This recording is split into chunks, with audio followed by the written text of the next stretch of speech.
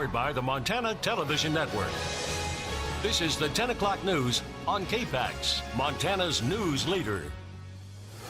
Good evening, I'm Jill Valley. And I'm Dennis Bragg. We're monitoring the potential for some freezing rain for most areas of western Montana as our next system begins to move in. And our Storm Tracker weather team says the best potential for that freezing rain will be in the valleys of northwest Montana. Meanwhile, our valley inversions remain locked in place today, which created a big wintry mix for us. For the latest, let's check in now with Chief Meteorologist Aaron Yost in the Storm Tracker Weather Center. Aaron.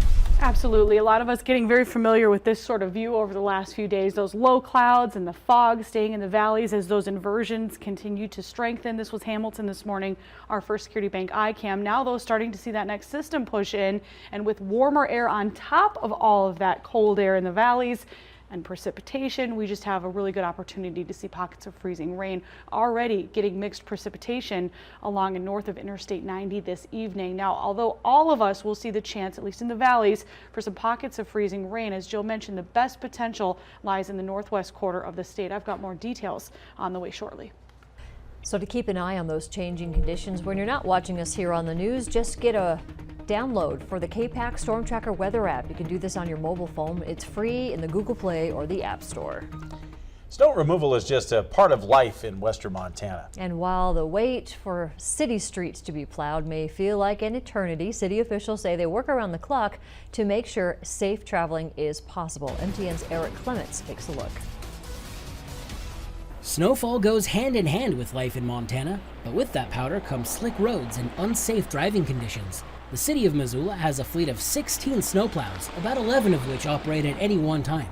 Missoula's street maintenance superintendent Brian Hensel says he and his crew are working around the clock to get the Garden City streets cleared as quickly as possible. But he says the recent snowfall's timing makes that difficult. Snowfall over the holiday season late last month came at a time when many street maintenance crews were on vacation, according to City of Missoula Communications Director Ginny Merriam. Right now, crews are trying to catch up with that work. As with every year, Missoula's 319 miles of streets are plowed according to priority. Major arterials like Reserve, Brooks, and Broadway are a top priority. Highly populated streets come next, followed by any remaining side streets. However, if snow continuously falls with few breaks in between, Hensel says it's likely that only top priorities will be plowed until the weather breaks. One of the greatest frustrations for Missoula drivers and pedestrians during the winter months are the large snow berms deposited after a plow has gone through.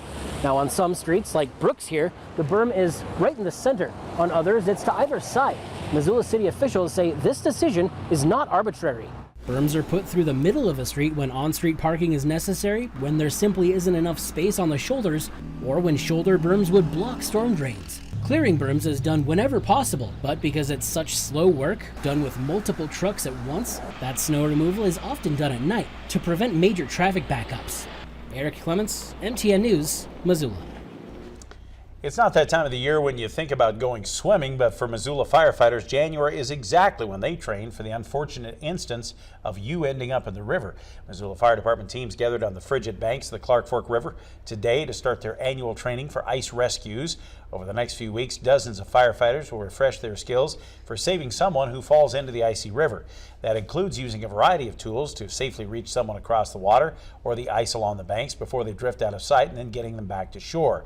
That might involve using a pontoon raft as a rescue platform, tossing a line to the swimmer, or even using a river board so a rescue swimmer can reach a victim quickly and get them back to the ground. And it's a tough call too, since conditions can change by the hour.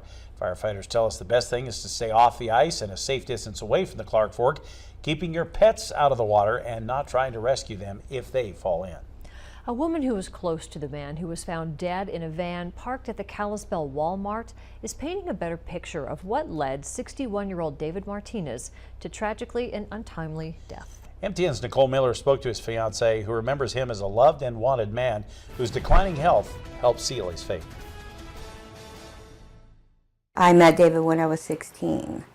He was a surfer, and he was handsome and funny and exciting, and I fell in love with him. He was my very first love. Katie Wilson says she will never forget the love of her life. Look at that man. Her fiancé, David Martinez. The 61-year-old man found dead earlier this week in a parking lot inside his van. This gentleman was found in the early morning hours of the 29th, deceased in his van and that he'd been living in the Walmart parking lot. But Wilson says there's been some misconception. David Wiley Martinez did not die a homeless indigent man in the Kalispell parking lot of Walmart. While it was thought that David Martinez was a homeless man, his fiancée says he actually had been living in this home with her until they got in an argument in about mid-November about his diabetes. Came home from the doctor and he told me that he had to go on the injectables. In a lot of pain and his health declining fast, Wilson says Martinez told her he was giving up. She says they got into an argument, he left, and she never saw him again. Because of all the medications and the pain and going on the injectables and it not working, not getting his blood sugar where it needed to be, he did talk about that he was, done. We couldn't take any more. And Wilson says she just wants people to know he was a good man and a loved man. He was a man who was very loved and wanted. And I'm so sorry that this happened. Nicole Miller, MTN News, Kalispell. Wilson is planning a special memorial for Martinez. She says they plan to paddle out into the ocean and spread his ashes where he loved to surf. Missoula County is starting to recruit to help get people to help with the 2018 election season, hoping to recruit up to 800 workers. The election judges are the key component to running local elections, helping voters cast their ballots correctly, supervising the collection and processing of votes, and upholding election law.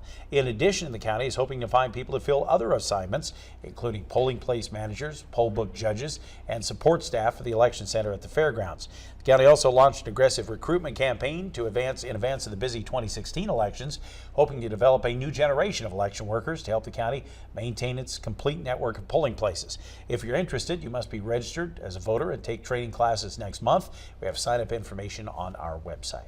So are you ready to fly? Local entrepreneurs say they're happy to finally offer their unique company to the community as Flying Squirrel now bounces into business after months of anticipation. The International Trampoline Park chain opened its first Montana location after weeks of construction. Luke and his brother Cody Schuler, both originally from Hamilton, have been expanding their trampoline business for the past 7 years. MTN's Donna Lakatua jumps into action to show us how the facility offers fun and safety for the child and the child at heart. Toddlers and teenagers were soaring as the newest and largest trampoline park in Missoula opened its doors earlier Thursday. Flying Squirrel started as a chain of trampoline parks back in 2010, and now Hamilton-born co-owner Luke Schuler was happy to finally build a trampoline park near his old stomping grounds. Well, we're originally from this area, so we want to offer our unique concept to the people of Montana, and especially Missoula and the surrounding towns. So we want to help kids break away from the video games and actually have an active, healthy lifestyle. The park features a kids area for toddlers, a dodgeball arena, a massive central freestyle zone for everyone, and some hoops on the side so ballers can send the dopest dunks. The massive amount of planning required time, but Schuler says it's paid off. It's the safest trampoline park out there. We pad everything, and we put a lot of time and effort because it's our passion to make sure everyone has a great experience, but ultimately the safest experience. We're excited to really see everyone come and experience Flying Squirrel. Pricing starts at about $16 for 1 hour and around $4 for every half hour after that. Flying Squirrel offers fun and safety for the child and the child at heart. Reporting in Missoula, I'm Donna Lakatua for MTN News.